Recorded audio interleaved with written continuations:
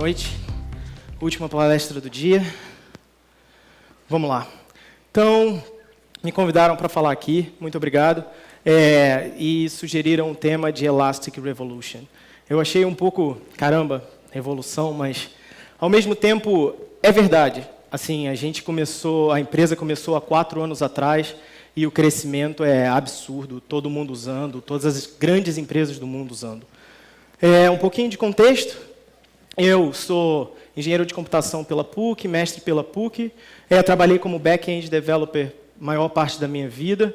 Gosto muito da parte de infraestrutura, de arquitetura de software também.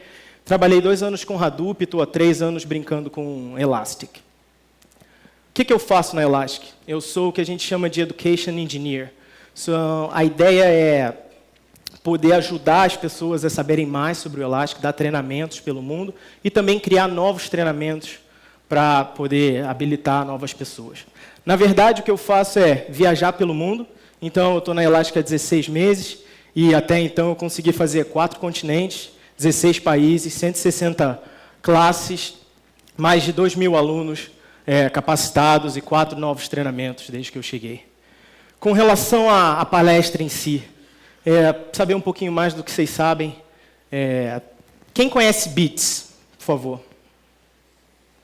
Ninguém. Quem está usando Bits? Menos ainda. Ok. Logstash, quem conhece o Logstash? Melhorou um pouco. Quem está usando o Logstash? Ok. Kibana, quem conhece Kibana? Nossa, agora foi. Quem está usando Kibana? E, finalmente, quem conhece Elasticsearch? Quem já ouviu falar, né? E quem está usando Elasticsearch? Boa parte. Ok. Então, a empresa, o Pablo falou um pouquinho, começamos em 2010, foi o primeiro commit do Shai Bannon. A empresa só foi fundada em 2012, já com 2 milhões de downloads. Kibana e Logstash entraram como projetos também open source para a empresa, até então chamada de Elasticsearch, em 2013, com 5 milhões de downloads naquele ano. Em 2014, a gente fez o primeiro General Availability do Elasticsearch, na época com 18 milhões de downloads. Em 2015, a gente fez a primeira ElasticCon. Esse é um evento que a gente faz em São Francisco todo ano. Geralmente, no início do ano, a gente fala sobre Elasticsearch durante 1, 2, 3 dias, depende do ano, tem mudado. E foi ali que mudou muita coisa. A gente mudou o nome de Elasticsearch para Elastic. A gente adquiriu, na época, chamada Found, que é o Elasticsearch as a Service, que agora a gente chama de Cloud. E o Bits também. É o produto que você consegue instalar em aplicações para coletar métricas. 45 milhões de downloads no ano de 2015. E agora, em 2016, a gente fez, no início do ano, segundo ElasticCon, a gente mudou o que muita gente conhece como Elk Stack, Elasticsearch, Logstash, Kibana, para o que a gente agora está chamando de Elastic Stack, porque tem Bits, tem a Prelert, foi a última aquisição, você consegue descobrir padrões baseados em Machine Learning, e 75 milhões de downloads. Ou seja, em 4 anos, a gente cresceu muito. Ano passado, 16 meses atrás, eu entrei, éramos 130, agora já somos 400 funcionários. A cara mudou um pouquinho também, em vez daqueles logos que eu mostrei antes. Na verdade, agora a gente está trabalhando com esse modelo, então você vê o Kibana, o Elasticsearch, o Logstash e o Bits trabalhando na ingestão de dados, e a ideia é oferecer um pipeline completo. Então, você consegue pegar os dados da máquina da sua aplicação, trabalhar isso com o Logstash, enriquecer esses dados, guardar esses dados no Elasticsearch, e então fazer toda a análise, fazer toda a parte de busca e visualizar isso com o Kibana. Então, a ideia é entregar um produto completo. E, claro, a gente tem o XPack. Apesar da empresa trabalhar em cima dos produtos open source, é muito importante também a gente conseguir monetizar isso. Então, a gente tem parte de segurança, de alerta, de monitoramento, tem reporting agora com o Kibana e a parte de exploração de grafo também. Ou seja, com o mesmo dado que você tem no Elasticsearch, que você serve busca, você agora consegue explorar seus dados de uma maneira como se fosse um banco de dados de grafo. Não é exatamente isso, mas você consegue explorar dessa maneira. Clouds again, de novo, como a oferta, né, de Elasticsearch as a Service. Então, se você não quer gerenciar a sua própria, suas máquinas, os seus servidores, você pode usar a cloud, simplesmente usar o Elasticsearch junto com os outros produtos rocheados.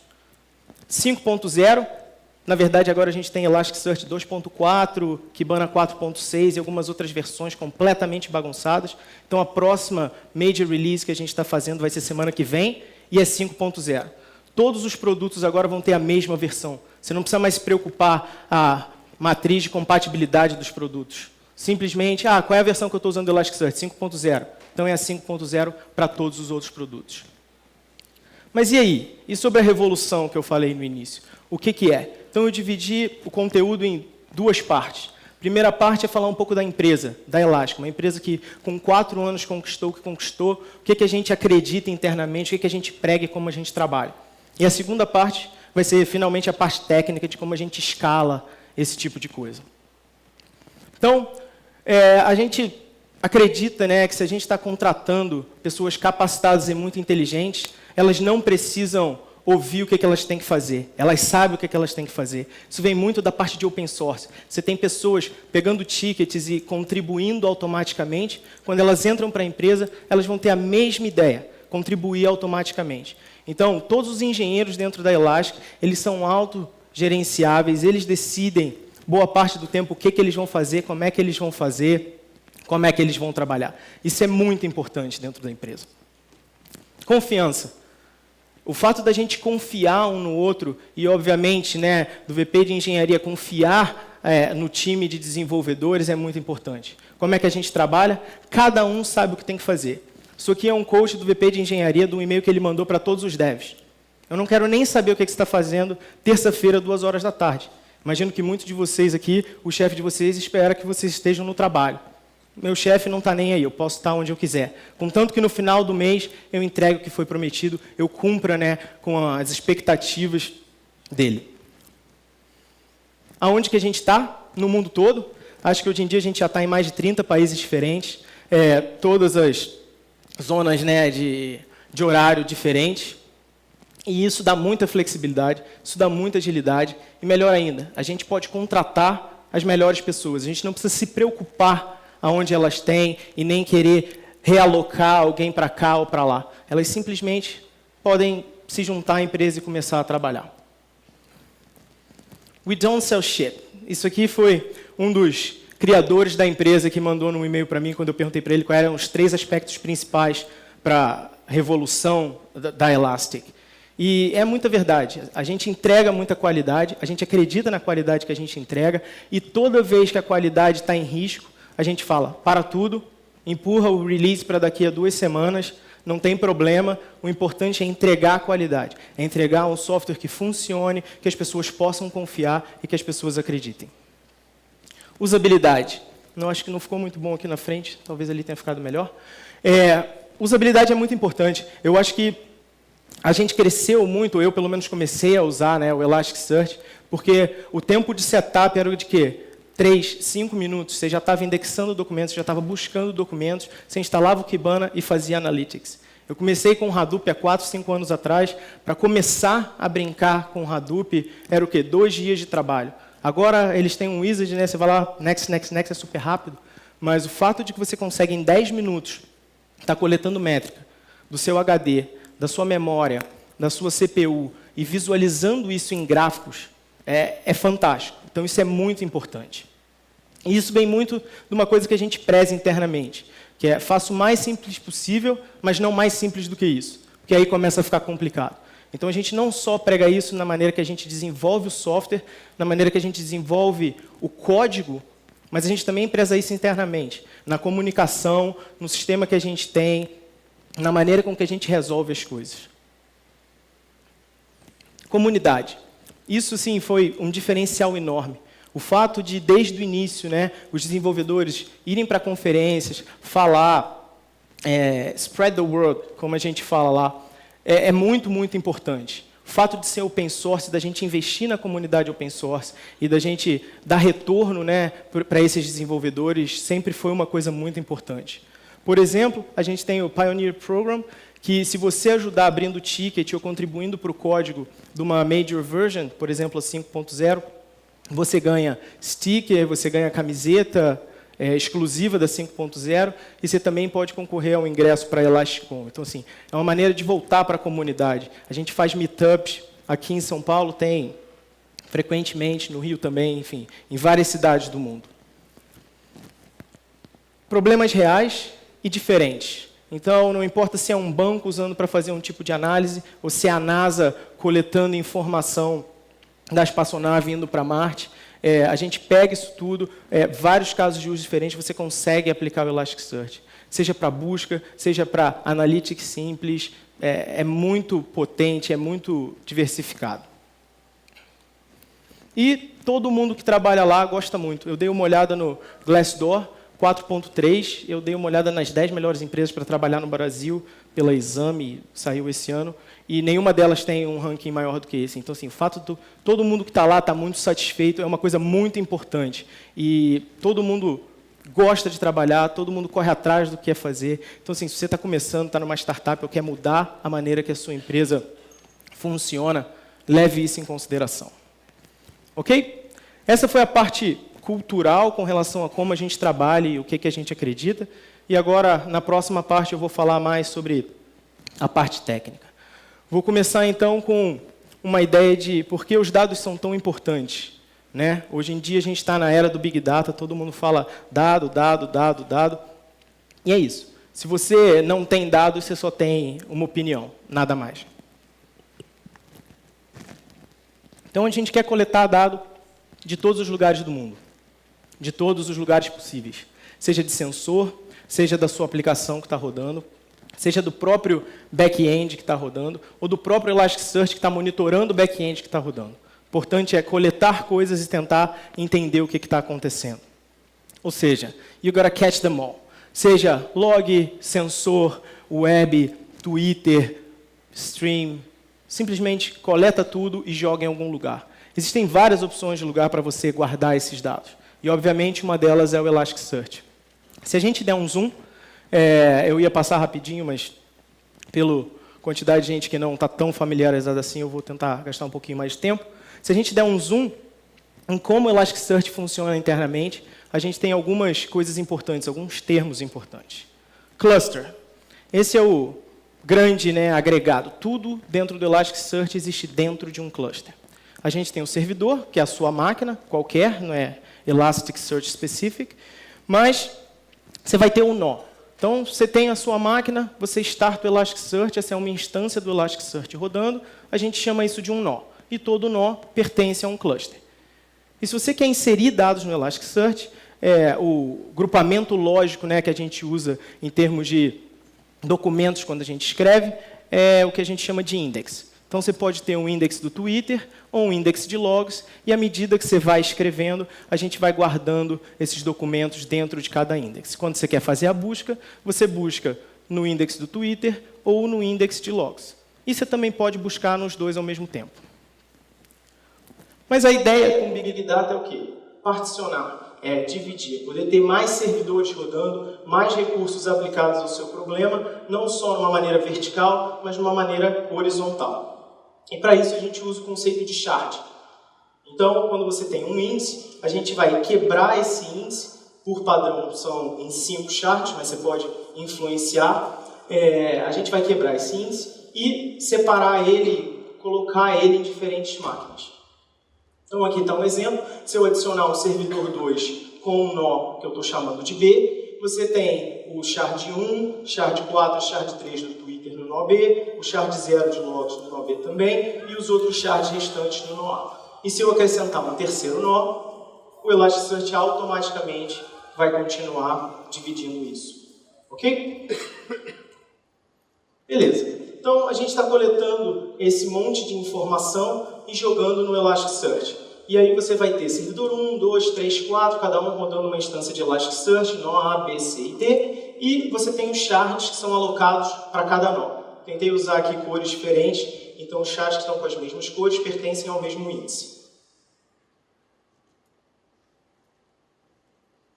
Mas se você for olhar só para a parte de logs e métricas, se a gente esqueceu, se eu não estiver fazendo nada disso, eu só estiver cuidando de coletar logs e métricas para dentro do Elasticsearch, você pode estar num caso onde a gente só tem 2 shards em 2 máquinas. Ok? E aí o que acontece é que isso aqui não é ótimo. A gente tem 2 máquinas fazendo absolutamente nada. Por outro lado, se eu alocar 4 shards, fica muito melhor. Agora eu tenho 4 shards, usando as 4 máquinas, eu estou usando todos os meus recursos. Mas, e o tamanho do shard? Cada shard é um recurso que está sendo utilizado no seu computador. Os shards internamente eles têm arquivos que vão para disco e coisas mais complexas. Então, se você estiver simplesmente criando muitos shards, você está desperdiçando o recurso. Vamos fazer um pouquinho de cálculo. 1000 eventos por segundo, 60 segundos, 60 minutos, 24 horas, 1000 eventos, a gente tem 87 milhões de eventos por dia. Só um exemplo. 1 kilobyte por evento, aproximadamente 82 GB por dia.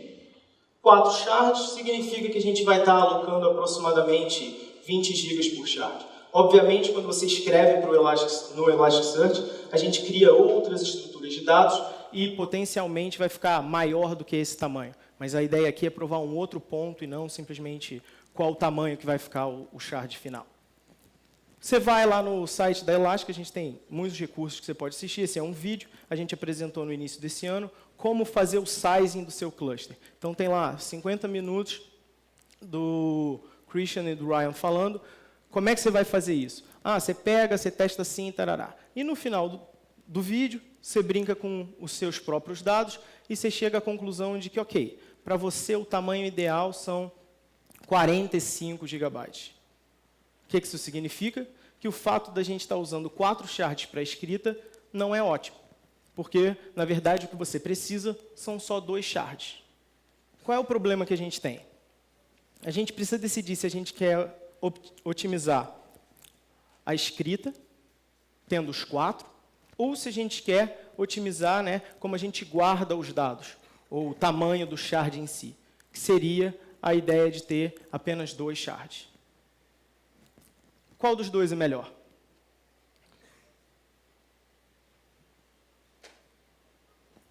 A gente pode ter os dois.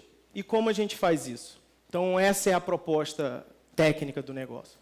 E essa feature que eu vou falar, na verdade, ela vai estar disponível a partir da semana que vem, na versão 5.0. Então, é uma feature super nova, que a ideia é justamente escalar, permitir você escrever com a maior velocidade possível enquanto você está escrevendo, e a partir do momento que você para de escrever, você conseguir otimizar a maneira com que você guarda esses dados. Então, primeiro, você cria um índice e você quer otimizar a escrita. Então, a gente vai criar esse índice com 4 shards, e esses 4 shards vão ser alocados para as 4 máquinas. Se você tiver 10 máquinas, crie o índice com 10 shards. Depois, a gente vai querer encolher esse índice de 4 shards para 2 shards.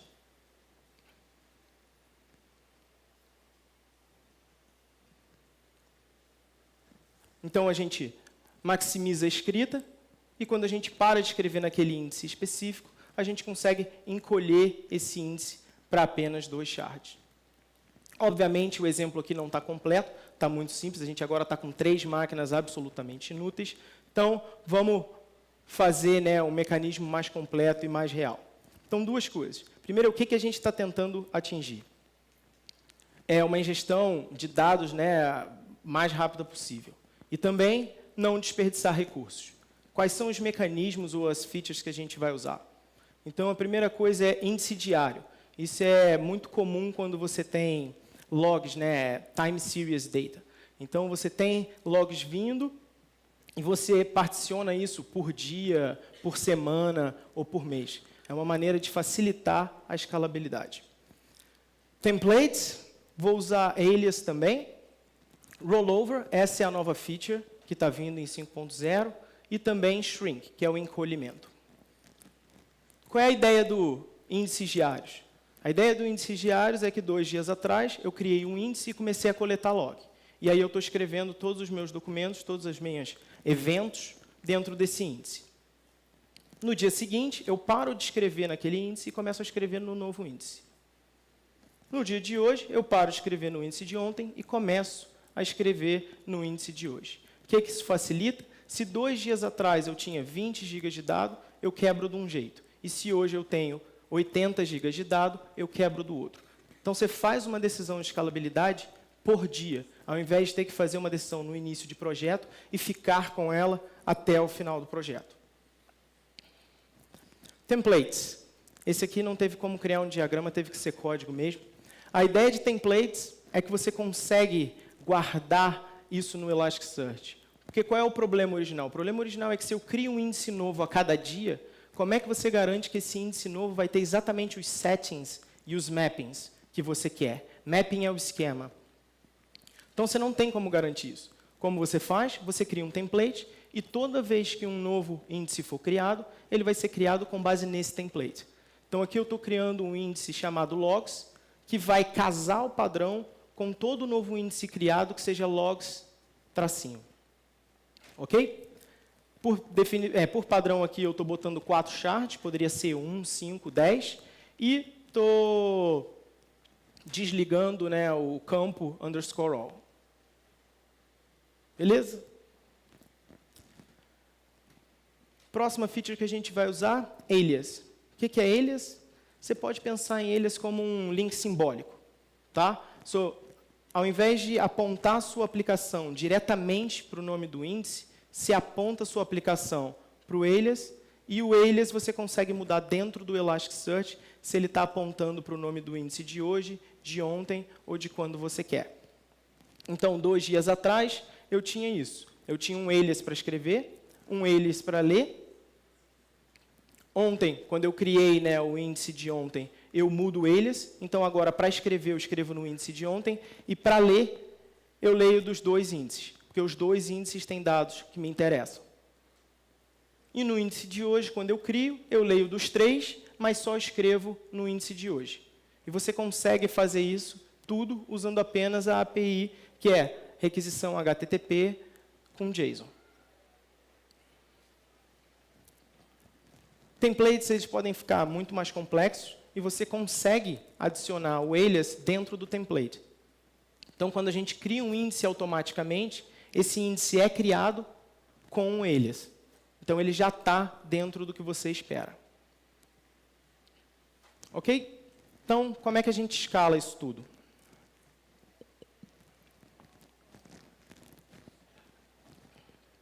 Comecei no primeiro dia. Então, eu começo com 4 shards para maximizar a minha leitura. Começo escrevendo em todos eles, então o logsWrite está apontando para o índice de hoje e o logsRead também. No dia seguinte, a gente faz o que a gente chama de rollover. Então, você cria mais 4 shards para o índice novo, você muda o seu alias para apontar para a escrita e para apontar para a leitura também. E aí, depois que você faz o rollover, agora a gente vai fazer o shrink, o encolhimento. Então, a gente cria um índice novo com apenas 1 shard ou 2 shards, o número de shards que você definiu anteriormente, e você começa a encolher. Isso é uma requisição HTTP que você manda para o Elasticsearch e ele vai fazer esse encolhimento automaticamente. Ele vai mover o shard para, nesse caso, o nó B, e depois ele vai copiar, né, os segmentos, que são as estruturas internas dos shards, para dentro do shard novo que você acabou de criar. No dia seguinte, mais uma vez, a gente faz o rollover. Então, a gente cria um novo índice com 4 shards otimizados para escrita. E agora, depois que você faz o rollover, você ajusta os aliases. E depois a gente faz o encolhimento novamente.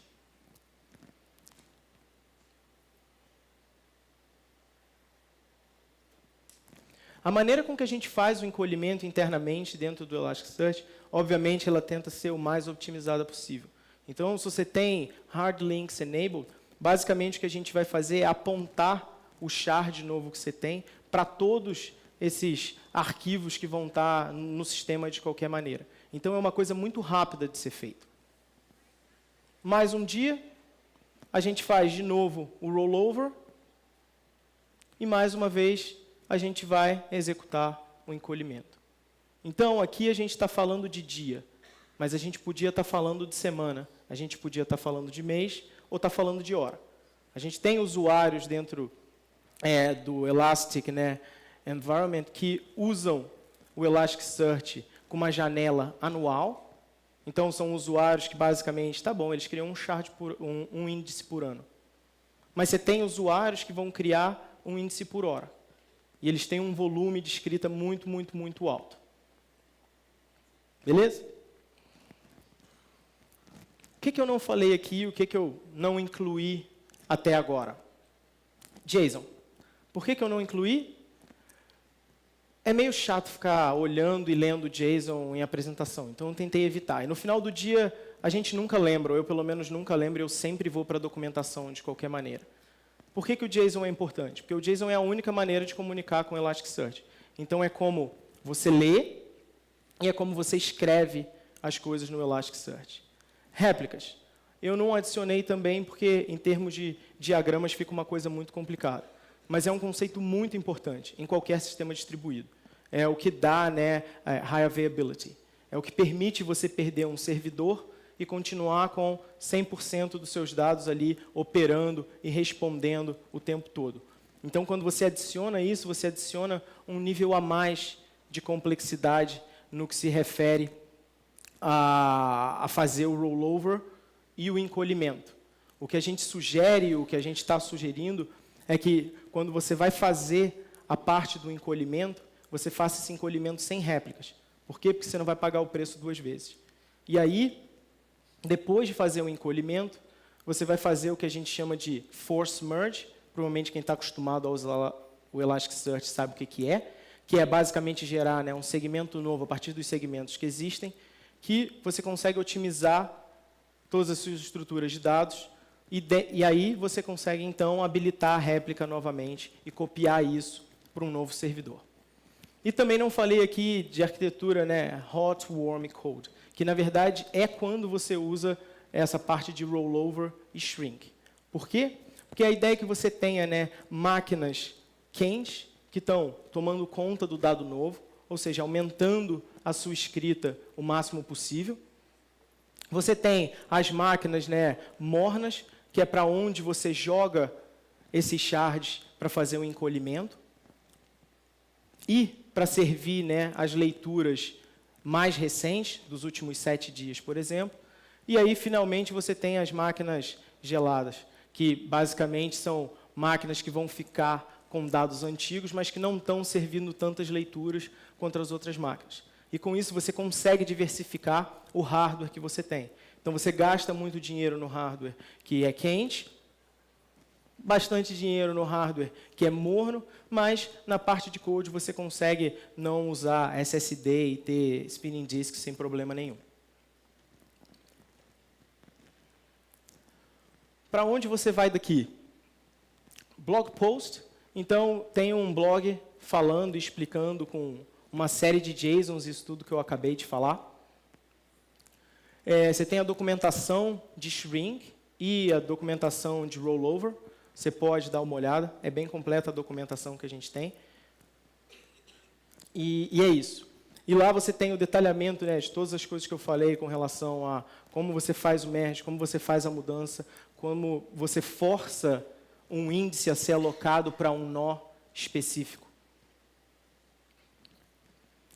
Os princípios que eu falei no início, então, essa parte, né, de revolução da Elastic, pessoas inteligentes e capacitadas, né, deveriam ser livres para fazer e produzir da melhor maneira possível.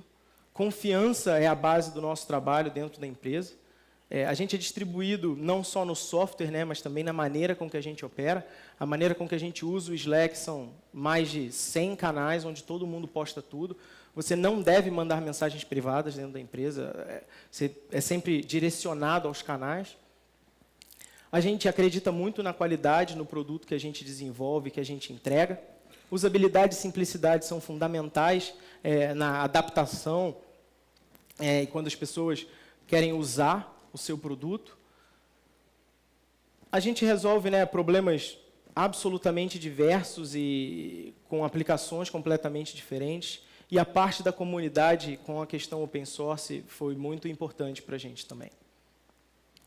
A gente adora a comunidade, é engraçado, parece que muita gente deveria saber, mas acho que poucas pessoas sabem. No website você tem a parte de Learn, onde você tem não só os webinars que a gente apresenta, mas também você consegue baixar o Definitive Guide de graça, e você tem uma série de outras coisas para aprendizado lá. Meetups, a gente organiza meetups constantemente, a gente gosta de dar suporte à comunidade. Tem meetups aqui no Brasil, em diversas cidades, e a gente tenta fazer diversas vezes por ano. Tem o fórum de discussão, que vocês podem postar a pergunta de vocês em inglês.